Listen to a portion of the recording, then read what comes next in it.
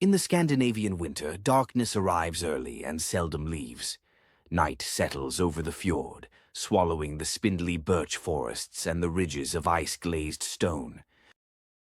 The land waits, silent, but in some places things keep moving, things that should have stayed quiet. The village, a cluster of black-timbered houses. Smoke curls from chimneys. The people who greet them, if it can be called greeting, do not linger. They don't seem very welcoming. They value their privacy and their traditions. When asked about pre-Christian solstice rites, they answer in simple, practiced sentences. Om hulen, nord for bukta. Leave it alone. Let the winter pass. But winter moves slowly, and curiosity is restless. The cave waits.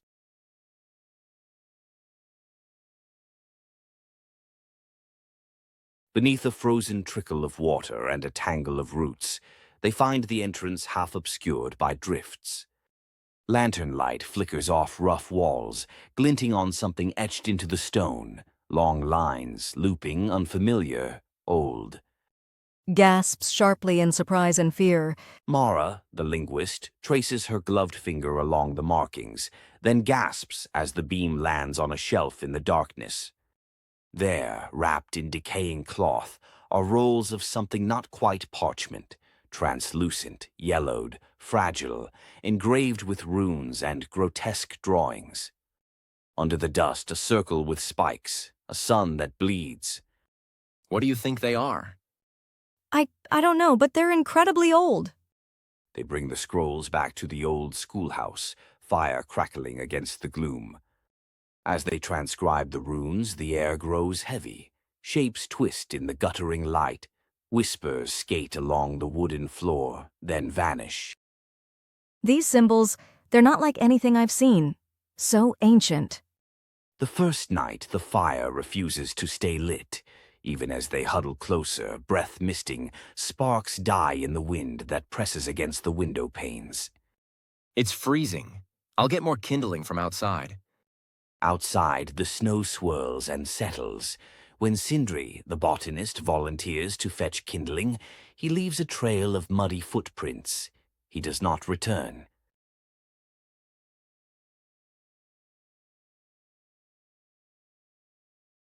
They find his blood in the snow behind the house, an impossible scarlet patch melting a ring into the frost.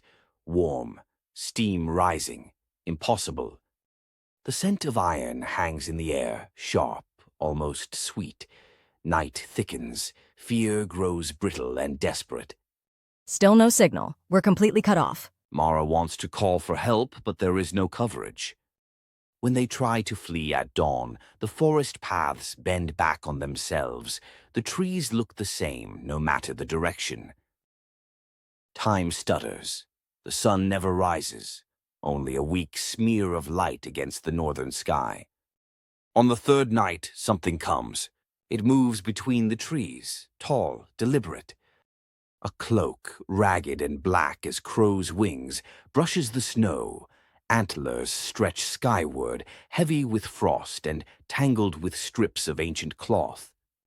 Its eyes, amber, rimmed with darkness, look straight through them.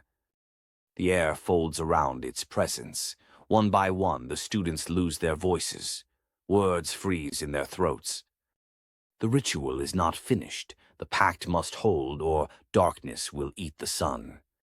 Old images crowd their minds, villagers lighting bonfires in a circle of stones, hands raised as crimson stains the snow, a great shadow blooming above the fire, sacrifice demanded again and again, solstice blood, the blood sun. That omflianlekt, solar, blood. The professor does not resist. He drops to his knees, mumbling the old words. One by one, the others are led, dazed, to the ring of standing stones. Blood marks the snow in arcs and sigils. Some beg, some are silent. Only Mara remains as the sky begins to pale, the last in the old chain.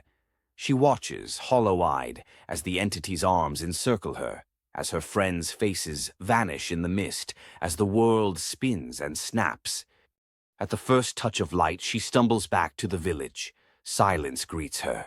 She leaves footprints behind her, crimson, steaming, quickly fading. When the sun, at last, claws its way above the mountains, Mara stands alone on the bay. Her eyes are flat, her breath shallow. Det er fuldbragt. Det vil komme tilbage næste vinter. In the endless darkness, some cycles are never broken, and not everything that wakes with the sun is meant to sleep.